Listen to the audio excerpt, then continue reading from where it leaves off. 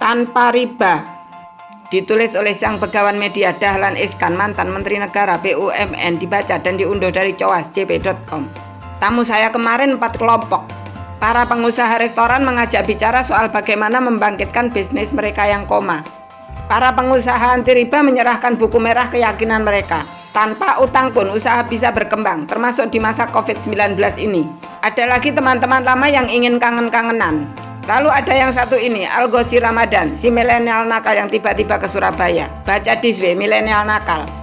Ia ingin membantu mengatasi COVID-19 di kota pahlawan, yang dikesankan gawat sekali di mata nasional. Tapi ia belum tahu harus bertemu siapa.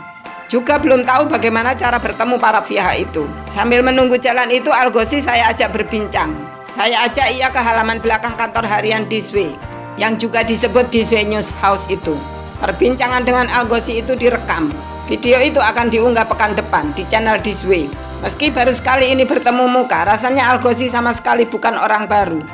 Hanya kesan saya ia jauh lebih dewasa dari umurnya yang baru 22 tahun. Lihatlah sendiri videonya nanti. Yang akan lebih banyak saya tulis di sini adalah tamu yang anti riba itu. Sedang diskusi jalan keluar pengusaha restoran akan ditulis di edisi perdana harian Diswe. Tanggal 4 lusa kalau jadi bisa terbit. Yang rombongan tamu anti riba tadi jumlahnya 10 orang. Mereka tergabung dalam MMC, singkatan MTR Milliarder Club.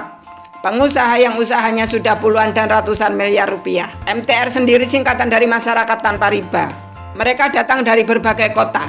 Jakarta, Purwokerto, Pemalang, Solo, Sragen, Ponorogo, Malang, Sidoarjo, dan Sampang. Ada yang usaha alat kesehatan, pupuk organik, garmen, kuliner, optical, saprodi, dan ekspor kotoran cacing. Dulunya mereka itu punya utang di bank. Semua, ada yang 20 miliar rupiah, ada yang 200 miliar rupiah, yang terkecil hanya 2 miliar rupiah. Sebetulnya yang akan ikut ke sini 40 orang, tapi karena Covid kami batasi 10 orang, ujar David Mailendra, pengusaha alat kesehatan, terutama rapid test. Ia sudah bergerak di rapid test sejak lebih 20 tahun lalu. Misalnya tes kehamilan, gula darah, dan sebagainya.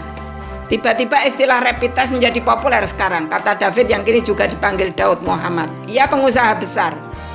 Saya dulu ingin di bidang saya ini menjadi yang terbesar di Indonesia, ujarnya. Keinginannya itu tercapai, antara lain melalui utang bank, tapi utang itu kian lama kian besar. Hidup tidak tenang, apalagi setelah menyadari bunga itu riba, haram. Maka David bertekad melunasi utang, juga tidak mau lagi berutang di bank. Ia tidak peduli lagi akan tetap jadi raja alat kesehatan atau tidak. Sekarang sih masih yang terbesar, kata David. Saya punya merek sendiri di samping menangani 3 merek dari luar negeri, katanya. Bagi David menjadi besar cukup.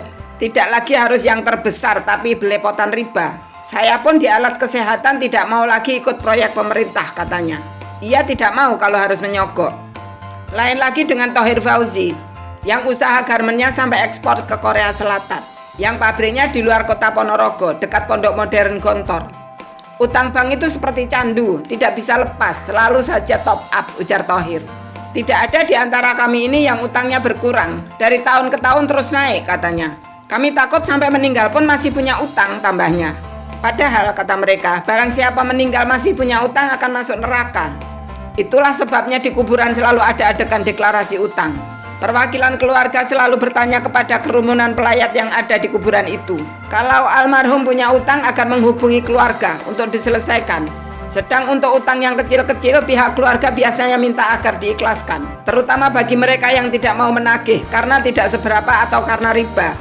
Jangan sampai tidak menagih tapi juga tidak mau merelakan. Diskusi di halaman belakang itu pun asik, di bawah 2 pohon besar di situ. Membicarakan utang memang tidak kalah menarik dari seks. Loh, apa hubungan utang dengan seks? Ternyata ada. Kalau lagi jatuh tempo sampai tidak bisa melakukan itu, ujar Arianda Dwiwanto. Stresnya luar biasa, tambahnya.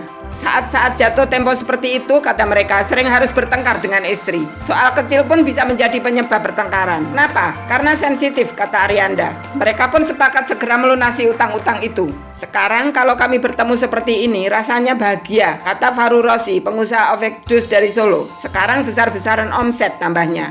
Mengapa mereka dulu utang bank? Ternyata tidak semua karena BU.